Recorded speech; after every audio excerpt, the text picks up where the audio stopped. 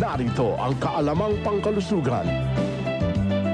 Maraming tao ang nagdurusa sa pagkakaroon ng sensitibong ngipin at posible itong magsimula anumang oras. Mapa ito ay sa pamamagitan ng pag-inom, pagkain o pagsipilyo, maaari silang makaramdam ng matalim at pansamantalang sakit mula rito.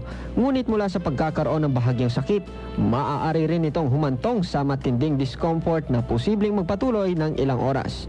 Kadalasan, ang pangingilo ng ngipin ay buhat ng sensitibong ngipin. Karaniwang natitrigger ang mga ito ng mga pagkain o inumin na mainit, malamig, matamis o kaya naman ay maaasim. Dahil dito, minsan ang simpleng paghinga ng nakabuka ang bibig ay maaari na magdulot ng pananakit. Karaniwan ang pangingilo ng ngipin sa sinumang tao, mapabata man o matanda.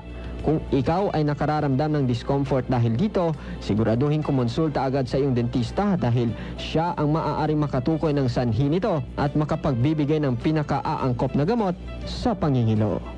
Halim Abbas, NDBC, Bida Balita.